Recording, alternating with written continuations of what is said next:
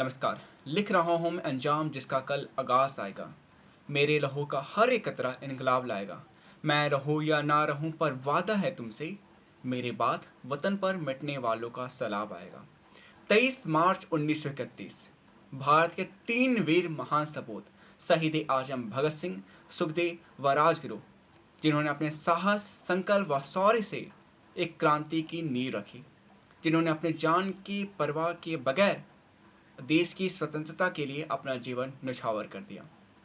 आज इन्होंने ये साबित कर दिखाया कि क्रांति केवल विध्वंसा का परिचायक नहीं होता, क्रांति एक नया सृजन होता है समाज में बदलाव के लिए। आज हम सभी युवाओं के लिए ये प्रेरणा है, स्रोत है, एक आदर्श है। हम क्या सीख सकते हैं, आइए इस वीडियो के माध्यम से मैं बताने का प्रयास करने जा रहा हूँ। सबसे पहली बात, हमें अपने हक के लिए आवाज़ उठानी पड़ेगी। भगत सिंह से ये सीखा जा सकता है कि जब दिल्ली लेजिस्लेटिव असेंबली में 2 बिल इंट्रोड्यूस किए जा रहे थे, ट्रेड डिस्प्यूट बिल और पब्लिक सेफ्टी बिल, तो इन्होंने बटुकेश्वर दत्त के साथ लो इंटेंसिटी बॉम्ब को फेंका, जिनका उद्देश्य किन्हीं को क्षति पहुंचाना और हानि पहुंचाना नहीं था, या उनके शब्दों में कहे तो बहरों के कानों तक पहुंचाने के लिए धमाका जरूरी था। उन्होंने अन्याय के खिलाफ आवाज़ उठाई। इन्होंने नौजवान जैसे सभा का गठन किया था, और ये साबित करते हैं कि हमें अगर समाज में अन्याय हो रही है, गलत हो रहा है, तो हमें आवाज़ उठानी होगी, कंडेम करना होगा उस इश्यू को। अगली चीज़ जो हमें उनसे सीखनी चाहिए वो होता है देश प्रेम।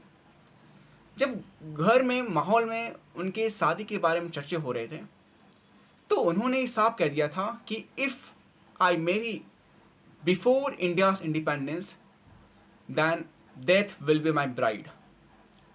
कहने का तात्पर्य यह है कि अगर आज़ादी से पहले मेरा विवाह होता है तो मेरी दुल्हन मेरी मौत होगी।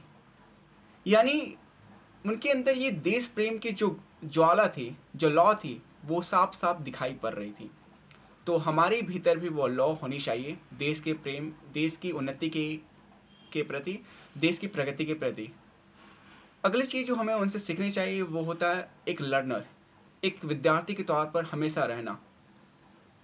उन्हें किताबें पढ़ने की बहुत शौक़ था। जब वो जेल में थे तो महज 2 वर्ष में उन्होंने 300 से ऊपर किताबें पढ़ चुके थे। और जब वे फांसी पर चढ़ने से पहले जब उनकी आखिरी इच्छा पूछी गई थी, तो उन्हें बायोग्राफी जो लेनिन की थी उन्हें कंप्लीट करना था।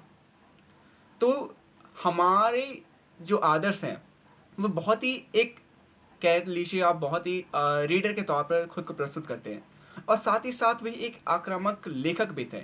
अगर समाज में कुछ गलत हो रही है, उन्होंने हर एक कृतियों के बारे में लिखा, हर एक जो ब्रिटिश के जो पॉलिसीज़ थे उसके अगेंस्ट में जाकर लिखा।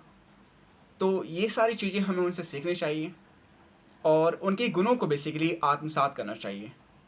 और हमारा संविधान भी यही कहता है कि एक सोशलिस्ट आइडियोलॉजी जो होनी चाहिए। उनके व्यक्तित्व में साफ साफ झलकती है कि किस प्रकार से वे लेनिन को किताबें को पढ़ते थे, क्रांति को अलग अलग जो विश्व पटल पर हो रहे थे उनको वो पढ़ रहे थे। तो इनके गुणों को आत्मसात करना चाहिए। धन्यवाद।